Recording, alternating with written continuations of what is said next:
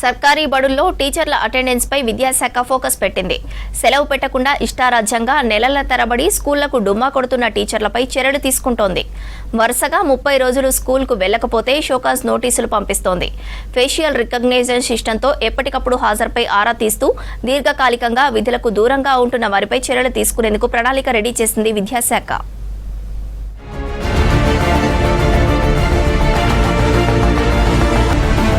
రాష్ట్రంలో 1.10 లక్షల మంది సర్కారు స్కూల్ టీచర్లు ఉన్నారు. అయితే కొంతమంది నిబంధనలకు విరుద్ధంగా స్కూల్కు డుమ్మా కొడుతున్నారు. నెలల తరబడి రాకపోవడంతో సబ్జెక్టు టీచర్ల కొరత ఏర్పడుతోంది. సిలబస్ పూర్తి కాకపోవడంతో విద్యార్థులు ఇబ్బంది పడుతున్నారు. దీంతో టీచర్ల అటెండెన్స్ పై విద్యాశాఖ స్పెషల్ ఫోకస్ పెట్టింది. ఎవరైనా ముందస్తు అనుమతి లేకుండా 30 రోజులు వరుసగా స్కూల్కు వెళ్లకపోతే వారికి వెంటనే షోకాజ్ నోటీసులు జారీ చేయాలని ఇటీవల జరిగిన డీఈఓల సమావేశంలో ఆదేశించారు పాఠశాల విద్యా డైరెక్టర్ నవీన్ నికోలస్. నోటీసులకు సంబంధించిన టీచర్ ఇచ్చే వివరణ ఆధారంగా తదుపరి చర్యలు తీసుకోవాలన్నారు. సరైన కారణం లేకుండా విధులకు డుమ్మా కొట్టినట్లు తేలితే శాఖాపరమైన చర్యలు తీసుకోవాలని సూచించారు.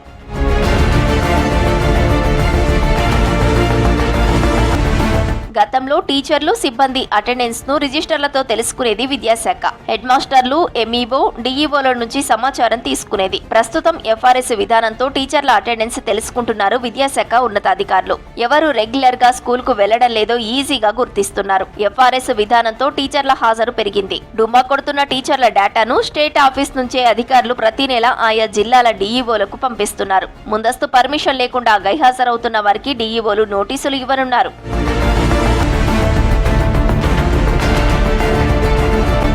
గత 2 ఏళ్లలో నిబంధనలకు విరుద్ధంగా విధులకు హాజరు కాని 50 మంది టీచర్లను సర్వీసు నుంచి తొలగించింది విద్యాశాఖ. భవిష్యత్తులోనూ ఇదే తీరు కొనసాగుతుందంటున్నారు ఆ శాఖ ఉన్నతాధికారులు. నెలల తరబడి డుమ్మా కొట్టే టీచర్లపై చర్యలు తీసుకోవడం సరైన నిర్ణయం అంటున్నారు ఉపాధ్యాయ సంఘాల నేతలు. అయితే టీచర్లతో ఒకసారి మాట్లాడి చర్యలు తీసుకోవాలని అంటున్నారు. పాఠశాల విద్యలో ఉపాధ్యాయుల జవాబుదారీతనాన్ని పెంచేదానికోసం ఫేషియల్ రికగ్నిషన్ సిస్టమ్ ఎఫ్ఆర్ఎస్ని తీసుకొచ్చారు. దాన్ని స్వాగతించాం. ఆ ఎఫ్ఆర్ఎస్ హాజరుని ఉపయోగించుకొని ఎవరైతే బడి దొంగలుగా ఉన్నారో అధికారులు, రాజకీయ నాయకుల అండదండలు చూసుకొని పాఠశాలకు పోకుండా ఎగనామం పెట్టి రకరకాల వ్యాపకాలు చేసుకున్నారు. అట్లాంటి వాళ్ళ మీద చర్యలు తీసుకోవడానికి నిజంగా అధికారులు చిత్తశుద్ధితో ప్రయత్నం చేస్తే మేము వాటిని స్వాగతిస్తాం.